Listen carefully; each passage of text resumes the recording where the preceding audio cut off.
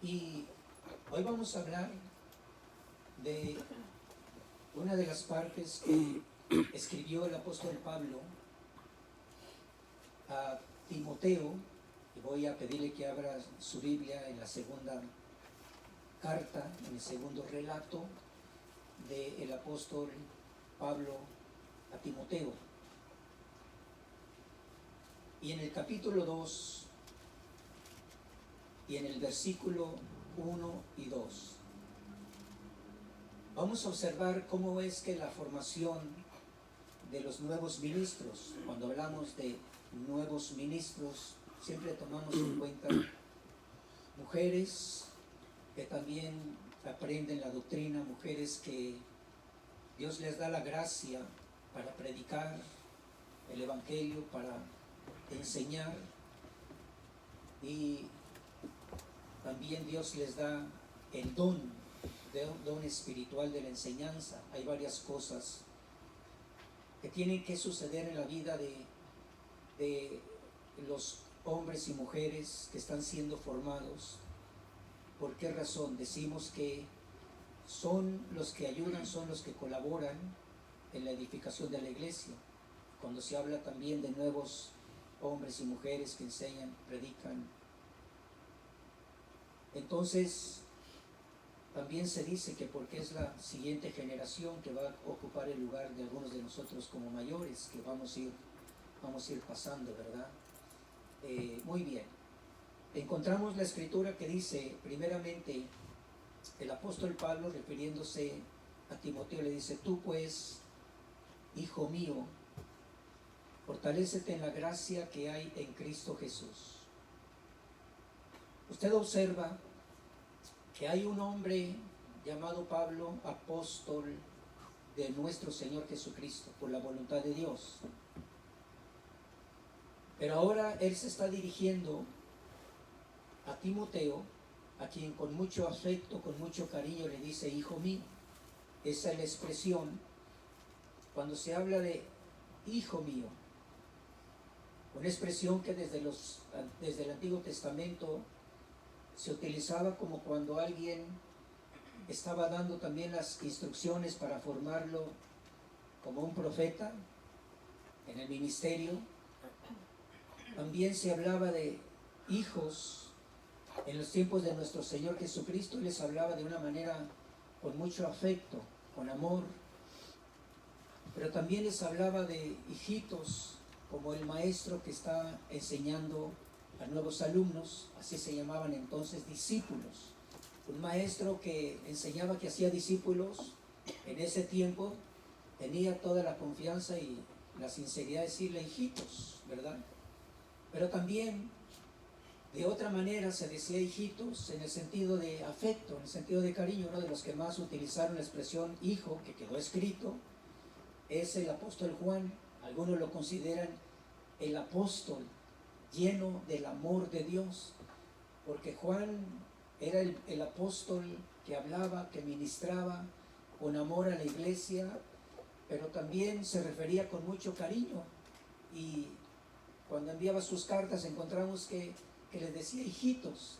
Todavía el sentido de el afecto, el cariño, como un apóstol, como un maestro que estaba también supervisando el desarrollo y las actividades de la iglesia. Estaba también vigilando para que los adversarios no se introducieran encubiertamente y comenzaran a enseñar o a extender herejías destructoras. Las herejías es un conjunto de enseñanzas, de pensamientos, de razonamientos que querían introducir los falsos maestros y dejar en el corazón de los hermanos, de los creyentes en Cristo, con la intención de desviarlos de la fe, con la intención de detenerlos, con la intención de afectarlos, y muchas veces también con el propósito de alejarlos de la congregación. ¿Por qué? Porque los falsos maestros también, algunos de ellos, buscaban cómo formar otra asamblea, pero de manera en la que ellos estaban interpretando la escritura. Cuando el apóstol Pablo nos enseña acerca de la expresión hijo mío, Aquí es donde encontramos la expresión de afecto del apóstol Pablo, no solamente para Timoteo, pero debe haber sido algo muy especial, que tuvo la oportunidad de Timoteo de poder también recibir esa expresión, una expresión como que si fuera un padre. La expresión era de afecto, de cariño, el afecto fraternal. Usted y yo lo confirmamos en el primer capítulo, en el versículo 2, donde dice a Timoteo, amado hijo.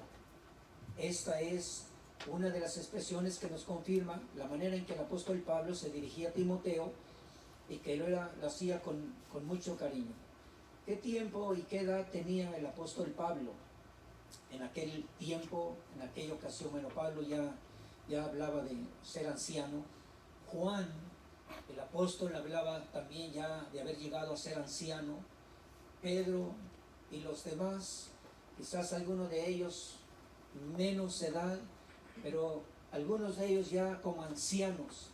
Y usted se da cuenta que ese lenguaje del ministro, cuando ya se va avanzando, es un lenguaje también que va aplicando esa palabra que necesita la iglesia, una iglesia que necesita también no solamente la expresión, sino que necesita el testimonio de personas, de ministros, hombres o mujeres, que puedan decirle también hijas, ¿verdad?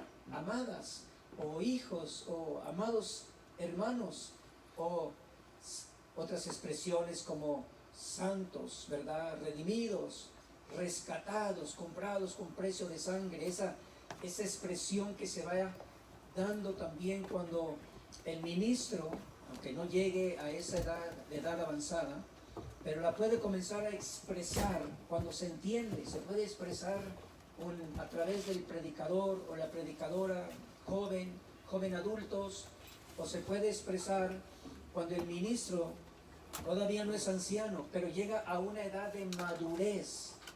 La estatura del varón perfecto que se debe de ir formando en nosotros es llegar a la madurez. Así que la iglesia de Cristo tiene una característica, que los ministros pueden estar enseñando y pueden estar ya expresando madurez, aunque tengan diferente edad. Bueno, otra de las cosas que le quiero compartir, que el apóstol Pablo también declaró, es que en la primera carta que él escribió a Timoteo, en el capítulo 1 y en el versículo 2, dice a Timoteo, esto quiere decir que Pablo escribió y estaba enviando esa carta para Timoteo, pero hay una parte que usted y yo hoy vamos a entender. A Timoteo, verdadero hijo en la fe. Este cambio de expresión que es verdadero hijo en la fe cambia un poco, porque recuerde que anteriormente Pablo le dijo Timoteo, amado hijo.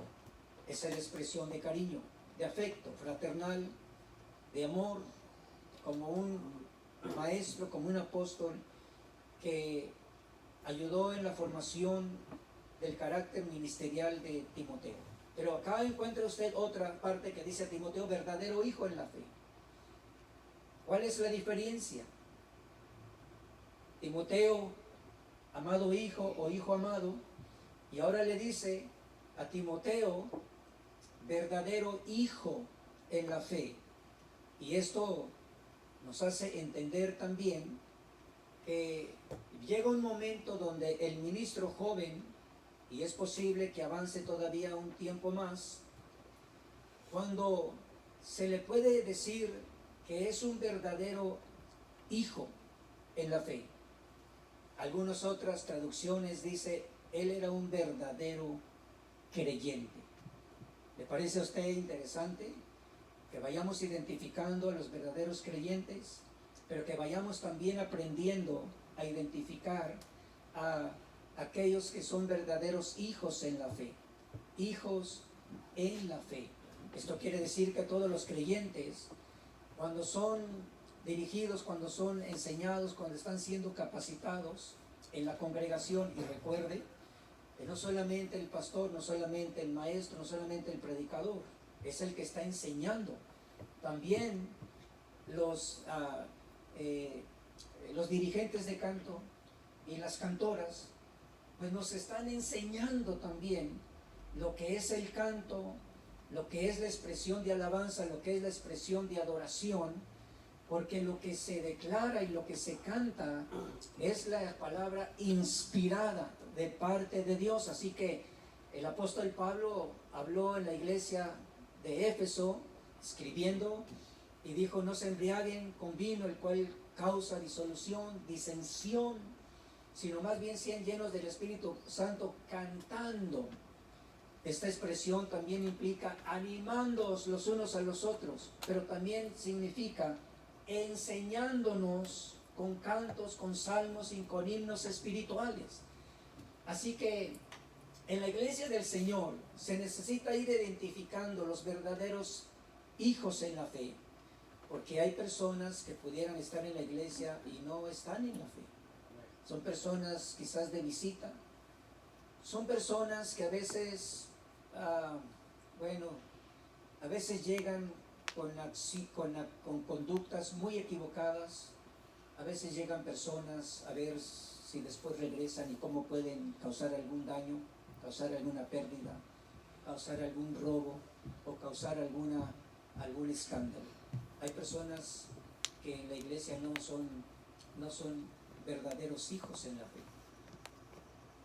Pero hay creyentes, hombres y mujeres, que en la iglesia se van conociendo y se van identificando como verdaderos hijos en la fe, verdaderos creyentes, personas en las que se puede confiar, porque hijos en la fe nos habla de personas en las que se puede confiar, personas en las cuales su testimonio es un testimonio que se les puede delegar, confiar, encargar el desarrollo de una comisión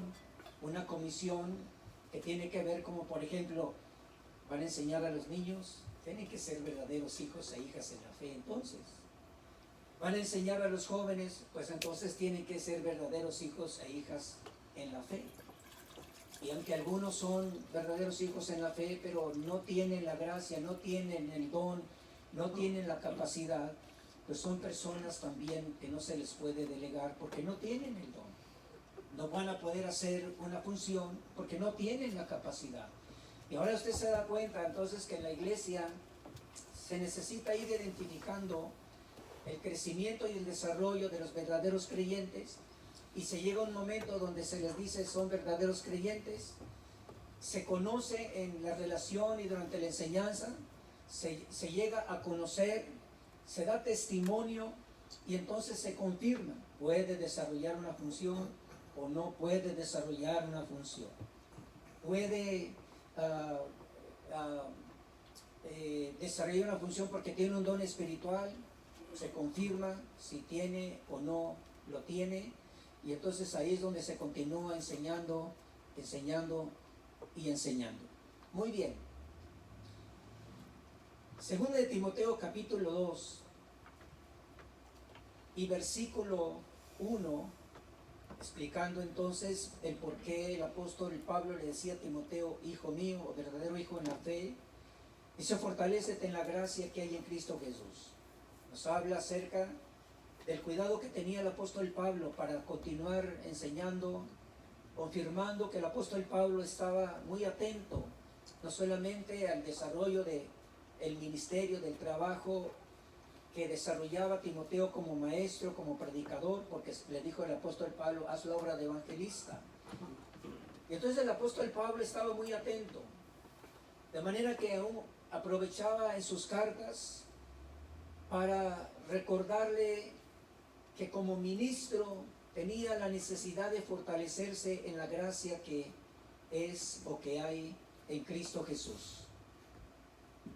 Un ministro, y usamos el ejemplo para una mujer que llega a ese momento de llegar a una madurez, al haber sido delegado para un ministerio de enseñanza, de predicación, estamos enfocando la enseñanza a la predicación. También para otras funciones. Entonces, se habla de algo que es tan interesante y tan importante en la vida del hombre y de la mujer que enseña, que tiene un don, que lo usa. Es una persona que sabe que no se desarrolla, que no se predica, que no se enseña, que no se hace otro trabajo, porque uno tiene toda la fuerza, porque uno tiene la capacidad natural, la capacidad humana. No es así. Es correcto que nosotros estudiemos, es correcto que nosotros escuchemos a otros ministros, es correcto que sigamos nosotros estudiando cuidadosamente, es también correcto que se enseñe de esa forma, pero una de las cosas que usted y yo vamos a recordar, y quizás algunos de los jóvenes o de los hermanos, si ya se le olvidó, en realidad la vida de los hombres y mujeres que en la iglesia del Señor fueron ministros, aún en el tiempo donde el Señor Jesucristo tuvo esas experiencias por estar en un cuerpo semejante al cuerpo de los hombres, pero sin pecado. Cuando el Señor Jesucristo durante su ministerio se dio a conocer como un siervo, estaba Él dispuesto a servir, y se los dio como un ejemplo también a sus discípulos. Pero nos enseña que en los momentos de su frágil humanidad, de su humanidad en la que Él necesitó, dice que Él también acudía a la presencia del Señor. ¿Qué es lo que Él expresaba en el tiempo de oración? Bueno, a mí me hubiera gustado estar por ahí, pero quizás me hubiera pasado lo que a los discípulos les pasó, ¿verdad? Se quedan dormidos, a lo mejor yo también, hermano, pero hubiera sido interesante, aparte de esa experiencia que quedó escrita en el tiempo de su agonía, en el tiempo de pedirle a Dios si era posible. Note esto, si es posible.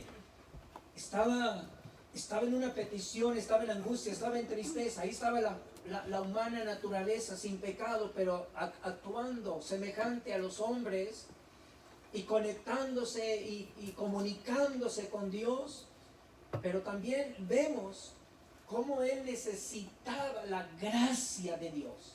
La gracia de Dios es el socorro de Dios, la ayuda de Dios. Pero usted puede pensar también, ¿cómo es posible si Él, cuando expulsaba demonios, cuando ordenaba las olas del mar que se calmaran y el viento que se detuviera, cuando pensamos en el poder y la autoridad de Él, y después lo vemos en esa humana naturaleza sin pecado, acudiendo a Dios por ese auxilio? Bueno, ese es el ejemplo perfecto. No sé si damos un aplauso al Señor Jesucristo, porque hasta eso quiso Él dejar para que aprendamos. Hermanos, un ministro, una mujer que le sirve al Señor, un apóstol, un predicador, el apóstol Pablo como apóstol, dice que le dieron un aguijón que le golpeaba, y 3 veces rogó al Padre para que se lo quitara, y la respuesta divina fue: Pablo, mi gracia es suficiente para ti, no se te va a quitar, pero mi gracia siempre la vas a tener. Y Pablo llegó a decir: y yo, si me glorío en mi debilidad, porque en mi debilidad el poder de Dios se perfecciona. ¿Alguna vez usted se ha sentido así? Y usted dice: Señor, yo no quiero estar así, lléname de tu poder. Y precisamente pues ahí en esa debilidad es cuando el Señor llena de su poder, nos da esa confianza. Él está con nosotros. ¿Por qué entonces nos deja pasar experiencias donde hemos de reconocer: no somos muy fuertes, no somos muy sabios, somos personas que pasamos por tiempos de debilidad, de cansancio, de tristeza, de temores? El apóstol Santiago dijo acerca de Elías: Elías era un hombre semejante a nosotros en pasiones. Y esas pasiones se refiere a emociones y sentimientos que le afectaban, que en alguna ocasión le hicieron expresar diciendo delante del Señor: Señor, ¿para qué quiero estar así? Mejor quítame la vida. Pero se acababa de hacer descender fuego del cielo. Bueno, orar para que descendiera fuego del cielo, ¿verdad? Porque Él no fue el que generó el milagro. Él le dijo: Señor, está listo el holocausto, fue restaurado el altar. El propósito es que tú te manifiestes para que la nación de Israel, que se ha ido tras el culto a Baal, para que la nación de Israel conozca quién es Dios y que se vuelvan a ti. Y dice que entonces Elías solo descendió fuego del cielo, hubo una respuesta celestial y se dio la orden de que descendiera fuego, consumiera el holocausto, el sacrificio, y después la amenaza de que lo iban a matar. Jezabel no le aplaudió, se molestó y propuso que lo iba a matar, y Elías salió bien. Entonces Santiago lo usa como un ejemplo para usted y para mí, que si usted dice: ay, es que me siento cansado, me siento débil, me siento... y usted nunca le va a decir a una persona: está bien, hermano, pues si quieres regrésese al mundo, ¿verdad? Pues, tómese unas vacaciones de un año. No, hermanos, usted dígale: qué bendecida usted se encuentra porque está a punto de recibir el poder de Dios. Bueno, no les gustó, a ver si los hombres dicen la verdad. Cuando usted y yo nos sentamos así, usted diga: qué bendición, hermano, lo que viene sobre usted en su debilidad es el poder de Dios. Y ahí uno aprende. Entonces, yo no soy muy fuerte, necesito la gracia de Dios. Las mujeres son superwoman, pero con la gracia y el poder de Dios, ¿verdad? No porque estamos suficientemente capacitados, sino que hay una parte en donde, si nos llega ese momento, es lo que el apóstol Pablo le dijo a Timoteo. ¿Por qué hago esta vuelta de ejemplos? Porque usted y yo nos hemos de acordar, el ministerio no es una posición de arrogancia, no es una posición para menospreciar a otros, no es una posición para despreciar a otros, no es una posición para que a mí me exalten, no es una posición para engañar a los hermanos. Es que nadie lo hace como yo, es que si no estoy yo, es que si hubiera sido yo, es que a cada quien Dios le va dando la gracia. Mire, hermano, yo no sé si usted un día dijera: ay, ese canto que cantó la hermana Génesis, yo lo canto mejor. A ver, pásele a ver si es cierto, pero no en día de culto, ¿verdad? Pero no en día de culto, porque si es en día de culto y se le sale mal, pues yo creo que Dios nos va a regañar, ¿verdad? ¿Para qué le está dando oportunidad al que no tiene el don? Decía una hermana: no, pero es que es para el Señor. Pues es para el Señor.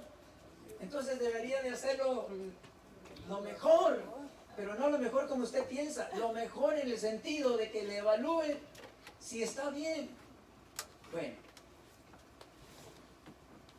cuando nosotros vemos aquí un hombre como Pablo, que habla de un ministro que ha sido formado y que le dice: yo estoy atento, estoy contigo, esta carta es para consolarte, para animarte, para alentarte, para darte instrucciones, pero como no estoy cerca, usted debe de recordar, estoy parafraseando, usted debe de fortalecerse en la gracia que hay en Cristo Jesús. Entonces, ¿dónde queda un pensamiento de arrogancia? Hermanos, ¿dónde queda un pensamiento de orgullo? Pues queda al descubierto. Queda al descubierto para la persona, para quien lo diga, ya sea por su propia pensar, ya sea porque pertenece a otra congregación, ya sea que pertenezca a otro concilio, Pero usted se da cuenta, ya cuando estamos hablando ya a nivel ministerial, ya cuando son siervos, cuando son siervas del Señor, hay una expresión que se llama gracia, y que los apóstoles la vieron en nuestro Señor Jesucristo y dijeron: nosotros vimos la gloria del Hijo de Dios, lleno de gracia y lleno de verdad. Y ahora nos sorprende quizás a usted y a mí que Pablo le dice a Timoteo: debes de recordar que hay un recurso de fortaleza mientras estás como joven, mientras estás como ministro, como maestro, haciendo la obra de evangelismo, edificando la iglesia. Debes de recordar que la fuente de gracia se llama Jesucristo, el Hijo de Dios. Muy interesante, porque si hubiera sido algo diferente, Pablo ya había aprendido la lección. Y le dijo el Señor: Pablo, no se te va a quitar esa prueba de aflicción. Un mensajero de Satanás, dice que lo abofeteaba. Ha de haber sido alguna acción contra su cuerpo, y eso le dijo: Señor, quítamelo. Número uno. Número dos, quítamelo. Y la tercera vez, quítamelo. Y la respuesta divina es: no te lo voy a quitar. ¿Por qué?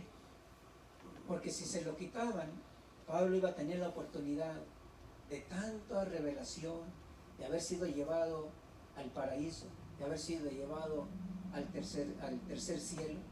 Él dijo: esto puede ser un problema y puedo yo caer en la arrogancia, en el gloriar. Y él llegó a decir: más bien yo me glorío en mi debilidad.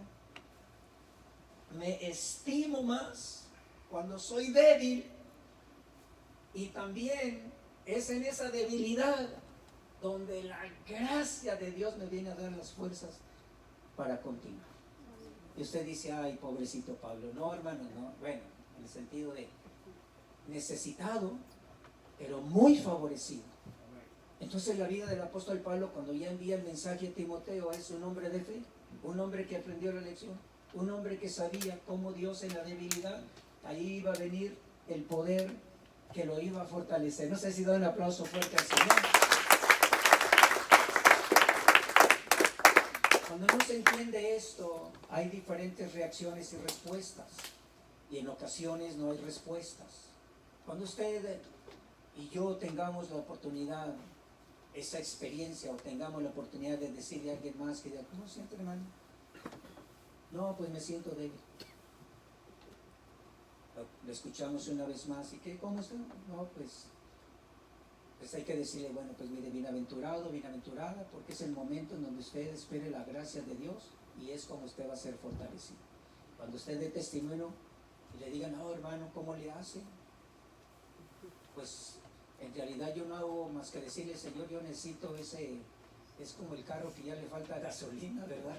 Señor, yo necesito esa fortaleza de parte de ti, porque en este cuerpo necesitamos fortaleza. ¿Dicen amén? Amén. Bueno,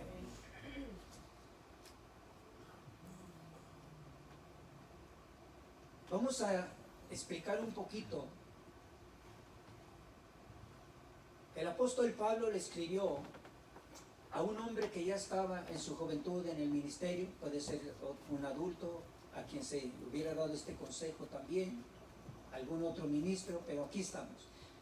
Según de Timoteo 2, versículo 2, dice: lo que has oído de mí en la presencia de muchos testigos, eso encarga a hombres fieles que sean idóneos para enseñar también a otros.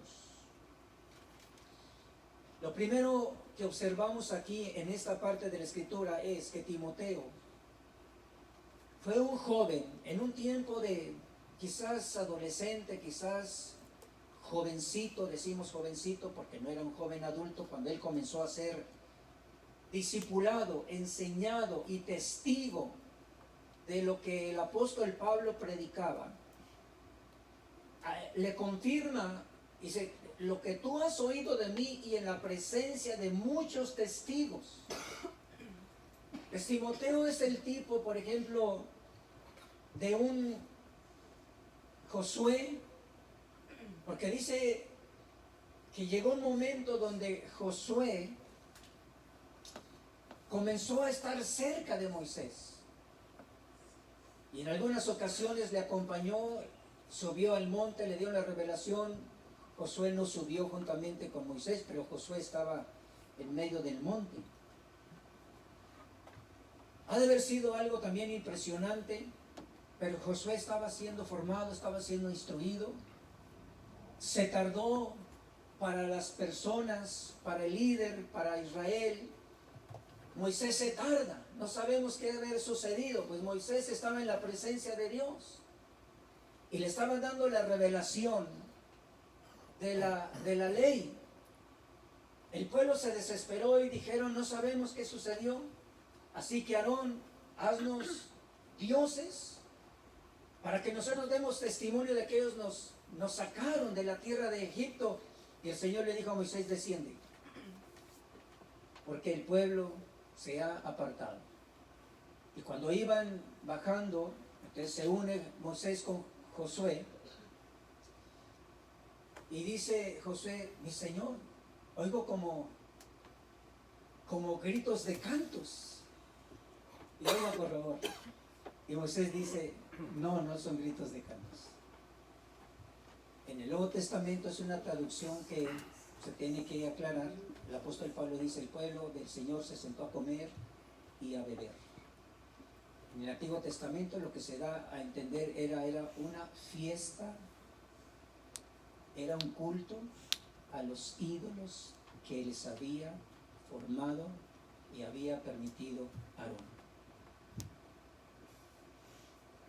Entonces Moisés le dijo a José, no son cantos, no son cantos, no son gritos de cantos o cantos con voz en alto.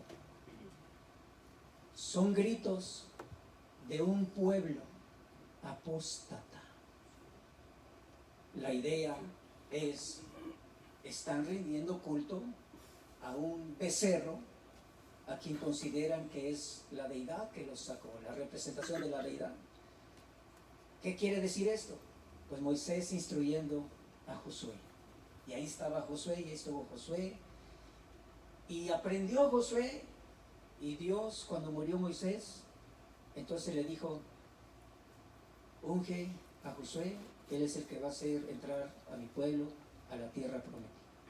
Preséntalo delante de la congregación y pon tus manos, imparte el espíritu que hay en ti, porque él va a llevar al pueblo a la tierra prometida. ¿Recuerda usted, por ejemplo, de Samuel? Pero recuerde, Samuel durante su infancia y en un tiempo de su juventud estaba en el templo.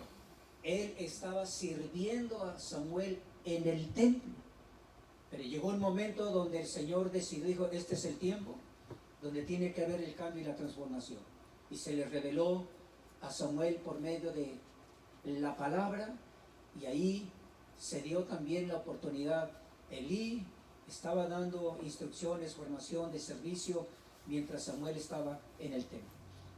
Cuando el Señor Jesús llamó a sus discípulos, bueno, los discípulos han de haber estado en un tiempo como jóvenes adultos, quizás alguien mayor, porque un joven adulto, según los comentarios, a los 40 años todavía estaba joven. Bueno, así que otra vez, Jesús como maestro, como Señor, como profeta, dando formación a sus discípulos. Bueno, y una de las cosas que usted observa aquí es que Timoteo aprendió, fue enseñado, escuchó la enseñanza y aprendió la conducta, pero también aprendió lo que el apóstol Pablo había mencionado. Tú has aprendido de mí mi propósito, mi fe, has aprendido de mí la enseñanza, has aprendido también de mí, le dijo el apóstol Pablo. Y esto es algo tan interesante, ¿por qué? Porque estamos hablando de ministros, mujeres que enseñen, que prediquen. Si el Señor continúa otro ministerio, estamos aprendiendo que la formación de nuevos ministros se lleva a cabo cuando ellos están aprendiendo de los que hemos sido asignados, de los que ya aprendimos de otros, de los que también confirmamos con testigos. Pues cuando nosotros a veces platicamos con personas que nos visitan y dice, estoy buscando una congregación, ¿y qué haces tú? Bueno, pues yo ya predicaba, predico, enseño, y le digo, ¿quién puede dar testimonio de tu persona? Porque yo no te conozco. ¿Quién puede dar testimonio? En alguna ocasión había una persona que dijo, estoy buscando una iglesia, y le dije, muy bien, ¿cuál es su nombre? ¿De dónde viene?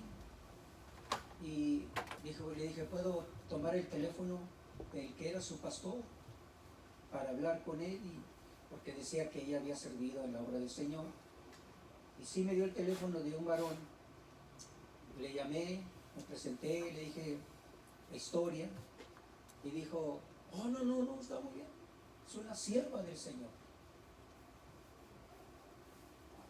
Después que nosotros confirmamos quién era la persona, dije, yo no sé, a veces como hay personas que se atreven a decir, soy testigo de que es una persona que la descubrieron un día, en el día de culto, la descubrió porque se sentó delante de una hermana, al lado de una hermana, en un día de culto. Ella dice que se agachó, la hermana como que se estaba orando, sacó unas cartas,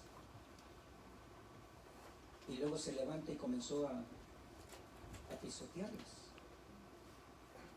No sé si eran cartas de tarot o eran cartas de naipes, pero comenzó a pisarlas. Y cuando estaba pisando, que se apoyó en la silla de adelante y sus ojos se ponían blancos. Y dije, bueno, esto no está bien. Esta mujer está endemoniada. Si es hija en la fe, pero tiene problemas muy serios. Pero no quiso consejo y no quiso que se orara por ella. Un día le tuve que decir, mire, si usted no nos acepta aquí como pastor, si no tiene confianza con un líder para que le ayude, entonces váyase a otra iglesia, váyase donde usted le puedan ayudar. Usted no está bien y no es bienvenida aquí. Ahora ustedes se cuenta, hermanos. Por eso es un hijo amado. Hasta eso se tiene que dar testimonio. Ahora, si le vamos a decir hijo amado es porque ya se le conoce. Si es un verdadero creyente, si es uno asignado como ministro, no es nada más por el nombre. Ahora tiene sentido lo que Jesús enseñó a sus discípulos y lo que podemos recordar usted y yo. Le dijeron a aquellos hombres de los cuales el Señor advirtió, dice, cuídese de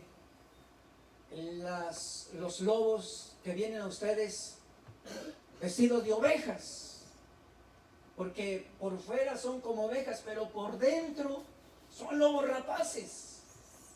O sea, por dentro, internamente están tratando de ocultar su verdadera identidad con un disfraz. Entonces lo que observamos aquí, los verdaderos edificadores.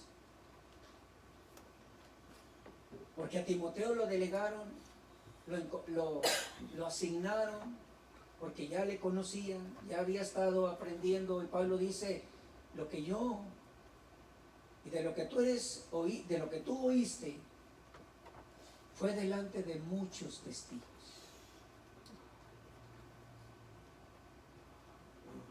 ¿Era importante esto para la vida de Timoteo y para que él diera testimonio? Sí.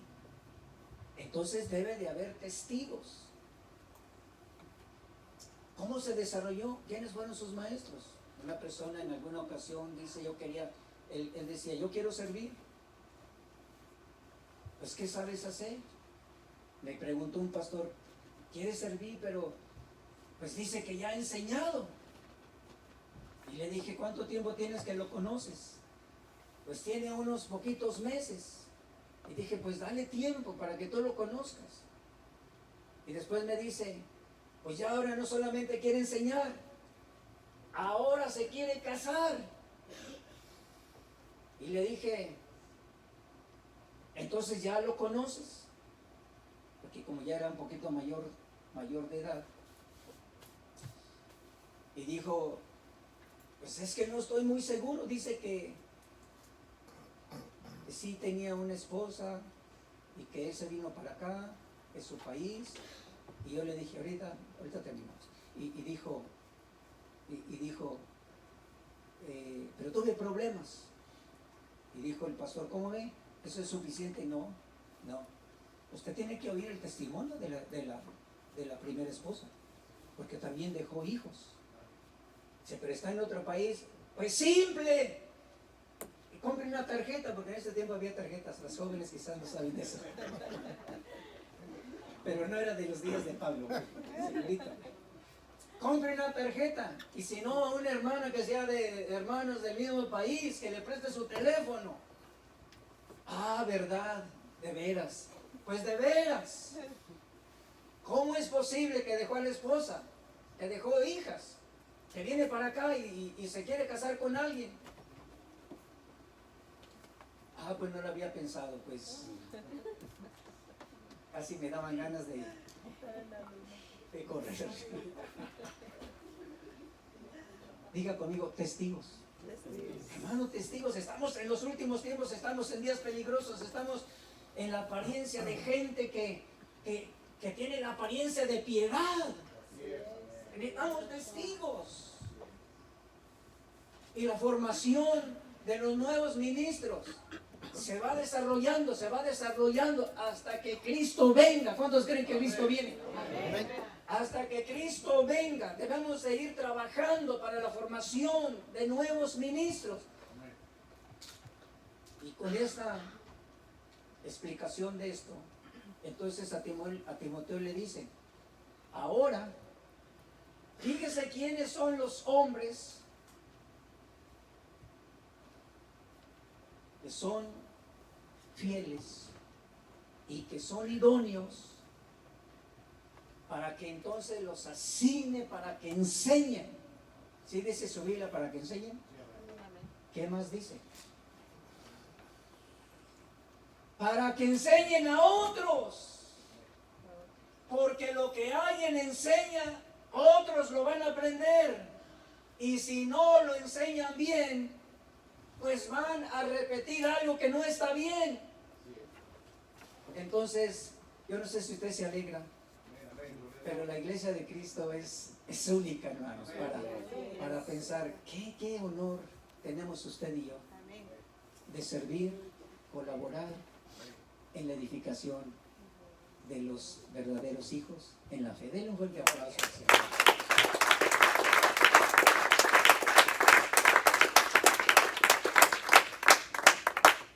Bueno, yo le digo, ya cuando uno va creciendo, ¿verdad? Ya uno dice, es que así es. Y termino diciéndole, porque si el Señor no edifica la casa, en vano. Y lo peor es que dijo que era el maestro, que era, y resulta que no estaba bien formado. Y a veces resulta que pudiera ser que hasta todavía no han aceptado a Cristo. O a veces tienen una formación. Hoy le vamos a decir, Padre, te damos gracias que nos permites conocer parte de esa estructura exacta de lo que es la edificación de la iglesia de Cristo. Qué bueno que hermanos, hermanas me han enseñado, que han profetizado. Qué bueno que estamos esta noche. Es un discipulado, pero sí se recomienda mucho que los hermanos que enseñan estén acá. Y la invitación está para todos. Te puedo decir, Padre, te doy gracias. Gracias. Gracias que al haber estar siendo instruidos, estamos siendo formados. Gracias que al haber estado escuchando en estos meses, en estos años, hemos estado escuchando delante de testigos las palabras de nuestro Señor Jesucristo que enseñaron sus apóstoles y que enseñaron los nuevos ministros y que hasta este tiempo lo seguimos escuchando así como fue en el principio. Señor, que esto nos edifique en grande manera y que nos dé la oportunidad para aconsejar, para ayudar, para responder o para corregir si es necesario. En el nombre maravilloso de Jesús decimos amén. Amén. Y gloria a Dios. Diga Gloria a conmigo, Dios. y gloria a Dios. Démosle un aplauso más al Señor.